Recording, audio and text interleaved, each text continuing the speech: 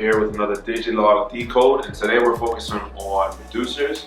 And I have a very talented producer, Mike Kuz, here to talk about everything that you need to know from branding all the way to producing and mixing your music correctly. So Mike, how you doing? I'm good, man. How you doing? I'm happy to be here. For sure. Tell us a little bit about yourself, how you got started with producing. Well, I've always been into music. You know, my parents were always playing a lot of good stuff around the house. I had no experience with samplers or MPCs or anything like that, so there was something that was kind of almost like mystical about the beats because I wanted to know how they were made, and I would try to communicate to my parents not knowing what I was going to need as far as the tools go. So one year they got me like these USB turntables, and that's when I really started to get exposure to having full control as far as like programming your drums and your synths and MIDI and all that good stuff. So I know now with producing specifically, nowadays when you listen to a song, people get more excited about the producer rather than who's actually featured on the song. Yeah. If you see that it's like produced by Metro Boomin or by Vinyls or something like that, that will actually draw a crowd to it. Yeah, because you know it's going to be, it's going to be good stuff. Of course. So when it comes to like making a song, let's say that I'm a producer and I have a beat that I know could potentially be a hit. Mm-hmm. What is a rule of thumb for knowing how to mix the instrumentals correctly and make sure that it's prepared before it actually goes to the stage of getting the vocals recorded onto it? Well, I mean, that's a good question because it definitely is a good idea for producers to implement the mix process into their ideas. Can't be saying stuff like, can you imagine how good it's going to be when it's mixed and when it's mastered? Like, you want it to be hitting, you want it to sound good right there. You want it to sound like it's already good to go. And as far as a producer's job, does it stop once that beat is done, or does it continue once it gets to the point that you find someone to actually record on that beat if they do want someone to record on it? It's rarely the type of situation where you send somebody a beat and then they just cut what they want to cut and then you have like a finished, creative, perfect song. Like, you know, there have been some great straight throughs and some great freestyles that come up that way, but often there's a lot of back and forth involved. So as a producer yourself, right, you've branded yourself and have now your sound. So for someone who's getting started and is looking to try and find their sound, did you kind of pick your own sound? Did it come from the influence from somewhere? How did you kind of develop that? Well, I mean, of course, anybody who, you know, is well versed enough in the history and would listen to my stuff, you know, could maybe pick out some things here and there if I were to tell you the producers that I grew up listening to.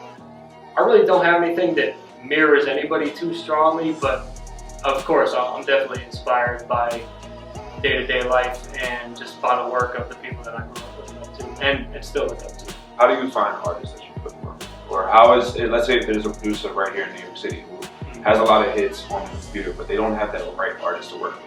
What are some ways that they can actually try and reach out to, even if it's a favorite artist that they want to work with, or just up-and-coming guys as well?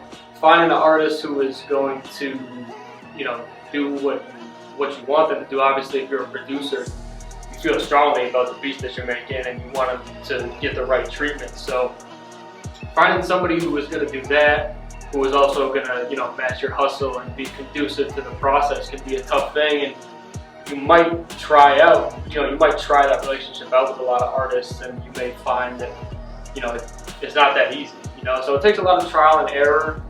You see, now it's becoming popular that a lot of producers are collaborating, right? You see some sort of, one artist working, or one producer working with another producer, or it could be four all together. So yeah, as a producer, that's something that you want to experiment with and try. What should you look for in another producer if you're looking to work together? Because obviously, you know, it's not going to mesh immediately. You have to have some sort of chemistry there. So is it like someone works specifically with the programming of the drums, or someone comes up with the melody? Do you guys sit there and create it all together? Is it kind of just wing it? Usually it's just wing it. You know, like sometimes it'll be an idea that I have, and I'll be like, you know, man, I feel like Buddha and Grands could really kill the drums on this joint or something like that. So I'll send it off to them. Or there'll be other situations where I'll be in the studio with a couple people and we'll have one computer up with like Ableton or Reason or something on it, and one of us will sit down and just do stuff until we're out of ideas, and then just like roulette, the next person will come sit down, and it's just endless until we feel like it's done. If you're, let's say, 3 years into your career, right, and you're in a position where you produce for some people, but someone comes up to you and you kind of iffy, should I charge them, should I not charge them? How do you kind of pick and choose whether this person is actually good for your brand, or if they're someone who could possibly just be trying to use you for a free beat? There may be a person who's trying to use you for a free beat, but there's a lot.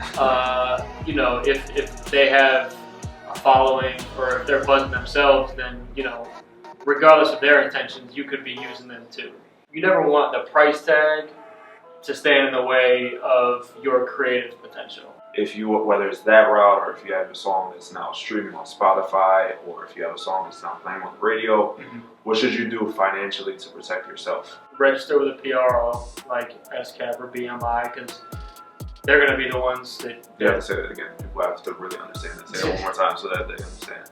So you want to register with a PRO like SCAP or BMI, because they're the ones who are going to find when and where your music is being played, and, you know, cut you a check for that. So that's not hard to do. This is once you really, you know, this is when you're official. You know what I'm saying? But you know, get copyright your stuff. You know, get your publishing situated. Those are all the bases that you want to cover once you're really dealing with like labels and big time stuff where you should expect to be paid.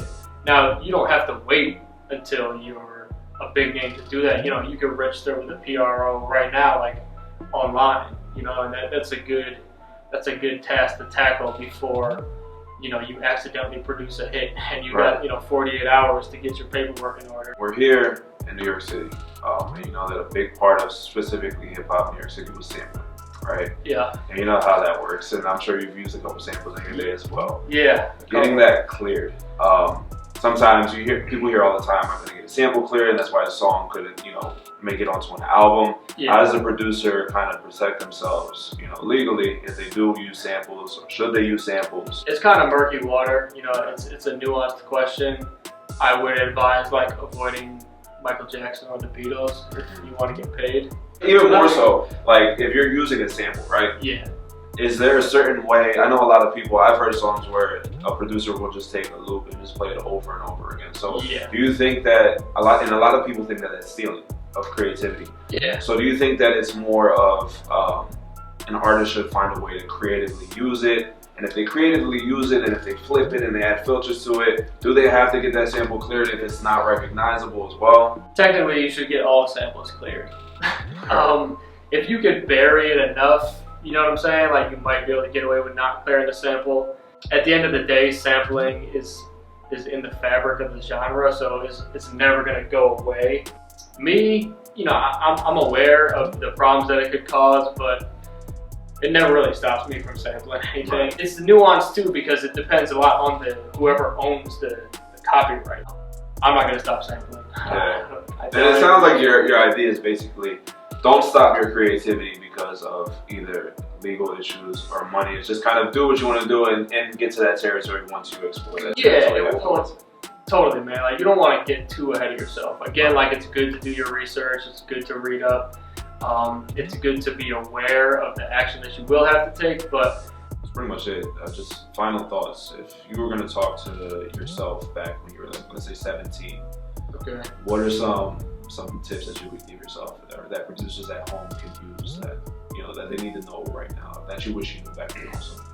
Well, the pursuit of music is difficult, and there's no manual or blueprint to it, and you really just have to, if you're confident that you want to do it, you don't even always have to know why. It doesn't always have to make sense, but you gotta just push forward, go after it, like, with every opportunity that you can, you know what I'm saying? Like, try to tailor your life around it if possible. Of course, we all have responsibilities and things that we gotta handle, but, you know, if you're in constant pursuit of a life and a situation and a rhythm that is conducive to the pursuit of your music career, then, like, you have to be in search of that rhythm, like, every day until you hit it. Because, like, it does like get frustrating. You don't always know why you're doing it, and things don't always go the way you want. But I mean, if you keep trying things, like you're gonna get good at what you're doing,